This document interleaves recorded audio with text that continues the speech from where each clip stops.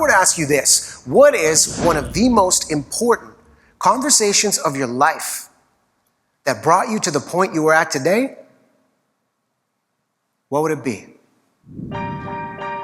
Through the power of your words, you have the ability to teach, inspire, or destroy a person. But the right words at the right time can be life-changing. When we look at the era of digital communication that we are in, it is so easy to mistake connectivity for connection. You know, we get the text, we get the email, we get the notification, but real connection requires these meaningful interactions, even these micro moments, not just exchanges of information.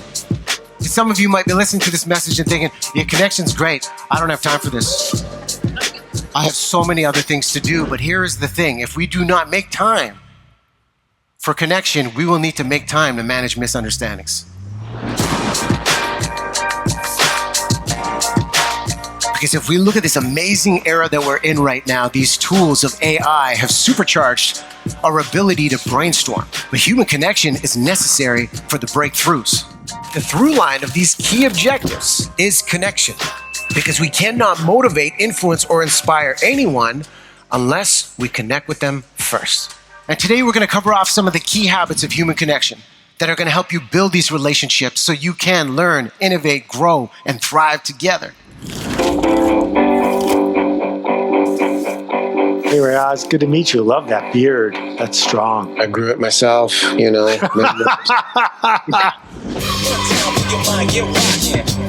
After 22 years of interviewing people for a living, the one great lesson I have learned about connection, especially in this new and changed world, is that the quality of our questions will determine the depth of our connections.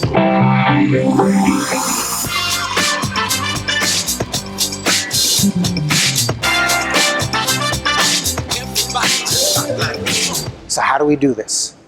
We start by making our small talk bigger. If we want to make our small talk bigger, I invite you to look at the idea of how we can ask first, talk second, and ask the questions that ChatGPT cannot answer.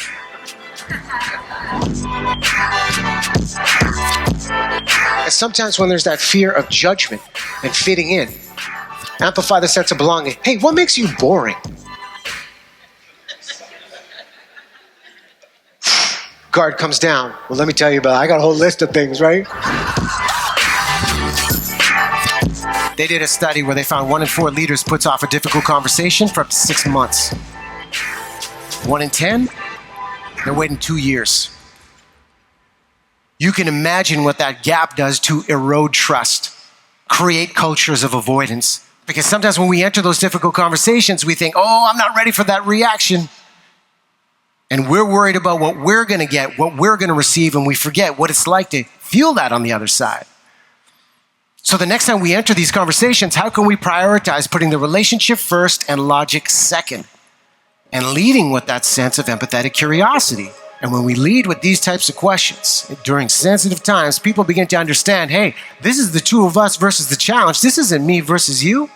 I can see when I close my eyes, suddenly going back in time. It was amazing. People were laughing, people were crying, people were just inspired. A new lens on how to communicate with people and how to do it effectively. Fantastic. Fantastic. Because if we prioritize connection, we will be able to deepen trust and navigate those difficult conversations by calling people up, not calling people out. If we prioritize connection, we will be able to transform our confrontations into collaborations. And if we prioritize connection, you will be able to outcare your competition.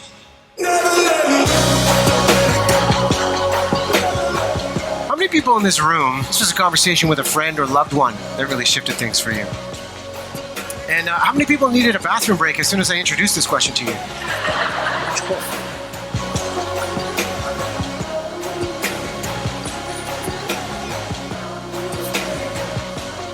Today I asked you, what's one of the most important conversations you've ever had?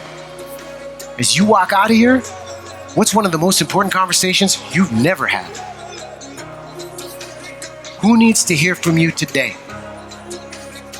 And as you ponder the possibilities, I invite us all to remember we're not done meeting the people who can change our life. Tuesday.